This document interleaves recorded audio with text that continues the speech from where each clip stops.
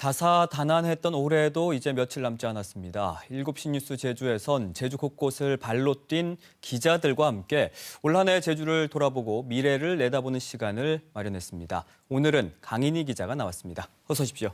네.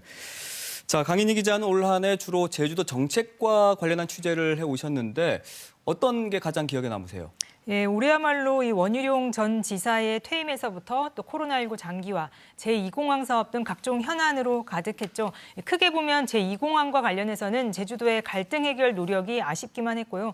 대규모 개발 사업들을 취재하는 과정에선 이 씁쓸함도 여전했습니다.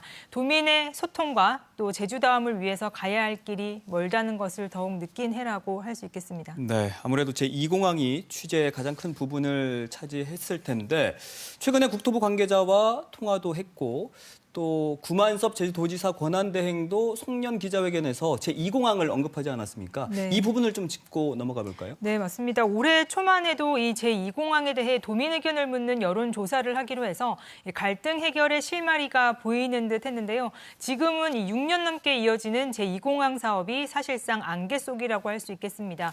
환경부가 국토교통부의 제2공항 전략 환경 영향평가서를 소음과 조류, 숨골 등의 조사가 누락되거나 미흡하다며 반려했고 국토부는 이달 초 전략 환경 영향 평가를 다시 보완할 수 있는지를 확인하는 용역을 발주한 상태입니다. 국토부 관계자는 전략 환경 영향 평가서 보완이 가능한지에 대한 이번 용역 결과는 내년 6월쯤 나올 예정이라고 밝혔는데요. 네. 그 다음이 문제입니다.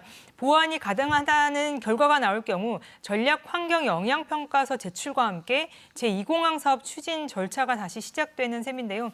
일단 차기 정부로 공이 넘어가게 되는 거라서 용역 결과와 또 누가 대통령이 되느냐에 따라서 제2공항의 운명도 갈릴 것이란 분석이 나옵니다. 네, 올해 제주도의 2공항과 관련한 소통이 좀 미흡했다라는 점을 아쉬워했는데 그런데 제주도는 정상 추진하겠다 이렇게 입장을 고수하고 있는 게 이번 송년 기자회견에서도 나왔잖아요. 네, 맞습니다. 과거 제주 해군기지나 지금의 제2공항 사업 그리고 비자림로 확장 등 주요 이 현안의 공통점 바로 제주도정의 소통 방식이 매끄럽지 못했다는 점이지 않습니까? 시감이 조금 걸리더라도 충분히 논의하고 또 머리를 맞대서 해결해 나가는 점을 학습을 했는데요. 네. 이번 기자회견에서도 제주도의 제2공항 추진 방식에 물음표가 그려졌습니다. 구만섭 권한대행은 내년 대선에 앞서 각 정당의 제주 현안들을 공약으로 반영해 줄 것을 요청하는 미래 과제를 보냈다고 밝혔는데요. 여기에 제2공항이 포함되어 있습니다. 당시 구만섭 권한대행의 말을 들어보시죠. 네. 대구와 용역을 추진에 담아서 입장을 밝히는 게 맞는지 도민들은 어떻게 볼지 염려스러운데 어떻게 생각하세요? 원론적으로 볼 때는 제주 도정에서는 적극적으로 제2공항을 추진하는 것을 계속적으로 이어져 왔기 때문에 그런 차원에서 내용 중에 하나로 포함을 시킨 걸로. 자, 도민사회의 갈등 사안이라는 점에서 염려될 사안이기도 한데 근데 문제는 제2공항 등이 담긴 미래과제 내용이 지금 비공개라는 거잖아요. 네, 맞습니다. 이 뉴스에서는 다 담지 못했던 내용인데요. 기자회견 직후 이 취재진은 제주도가 대선 후보들에게 공약으로 반영해달라며 각 정당에 보낸 미래과제 내용을 요청을 했습니다. 하지만 비공개라는 답이 돌아왔는데요. 이유는 내용들이 민감해서 도민 갈등을 부추길 수 있다며 내부적으로 비공개 결정했다는 거였습니다. 네.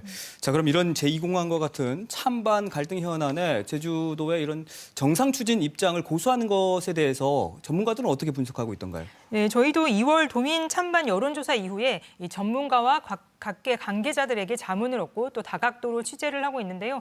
학계에서는 제주도가 갈등 현안에 대해서 추진 입장을 밝히는 것에 대해 문제를 제기하는 목소리가 있는데요. 함께 들어보시겠습니다. 네. 민주주의를 할 수 있는 제도적인 여건이나 도민들의 의식 수준이나 또는 기술적인 기반 다 갖춰져 있는데 왜 소수의 정치인들과 고위 관료들이 자기네들끼리 전문가랍시고 이리저리 한 다음에 문제들을 계속 일으키잖아요. 그런데 실제로 그걸 뻔히 알고 있는 시민들이, 도민들이 그들을 통제할 수단은 없어요. 이게 대의민주주의의 결정적인 한계라는 거죠. 자, 대의민주주의 한계를 보여주고 있다. 이 부분은 좀 되새겨야 할 조언인 것 같고. 네. 자, 개발 사업으로 화제를 좀 돌려보면 올해 외자 유치 사업들이 과거와는 좀 다른 움직임을 보여주고 있다. 이런 걸 좀 눈여겨볼 필요가 있다라고 했거든요. 어떤 내용인가요? 네, 우선 중국 자본의 개발 위주였던 이 투자 유치 방향이 바뀌고 있다는 게 눈에 띌 만한 내용인데요. 지난달 제주 최대 민간 개발 사업인 오라 관광단지 조성 사업이 사실상 무산된 것을 계기로 외국 자본 개발 사업을 취재했었는데요. 외국 투자라고는 하지만 대부분이 중국 자본인데다 투자 유치도 대규모 부동산 개발 위주였습니다. 자금 조달로 인한 사업 표류와 부동산 가격 상승 그리고 환경 훼손 논란은 부작용으로 꼽히고 있죠.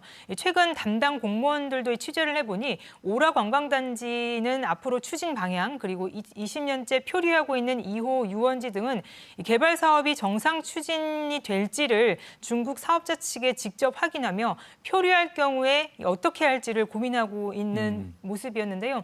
제주도가 투자 유치 방향을 바꾸게 된 이유라고도 볼 수 있겠습니다. 크게 기존 대규모 외국 자본을 통한 개발 사업에서 바이오와 첨단 산업으로 방향을 튼 건데요. 최근에는 제주도가 주한미국 상공회의소 회장과 주한미국 대사관, 한국바이오의약품협회 등을 대상으로 제주의 자원을 활용한 바이오와 첨단 기술 유치에 나서기도 했습니다. 제주의 다양한 식물과 화장품 원료 등 청정 환경을 활용한 국내외 투자 유치가 제주의 산업 변화와 도민 이익으로도 이어질지 새해에는 더 면밀하게 지켜봐야 하겠습니다. 네. 자, 현안과 갈등이 산적한 제주는 어쨌든 내년 6월까지는 권한 대행 체제로 이어질 테고 또 새 네. 도정도 시작이 되면서 어떤 이제 변화가 계속 일 텐데 그럼 마지막으로 취재를 하면서 또 뭐 새해 제주도에 전하고 싶은 점이 있다면 뭐가 있을까요? 네, 제가 올해 현장에서 이 각계 전문가들로부터 가장 많이 들은 단어가 있는데요. 바로 덜 의존적이고 지속적인 균형, 내성적 성장이었습니다. 즉 외부 자본과 대규모 개발에 기대기보다 제주가 잘하고 있고 또 앞으로도 잘할 수 있는 분야를 제주 안에서 찾아내서 네. 성장과 발전을 이끌어야 할 때가 바로 지금 적기라고 전문가들은 재차 강조했는데요.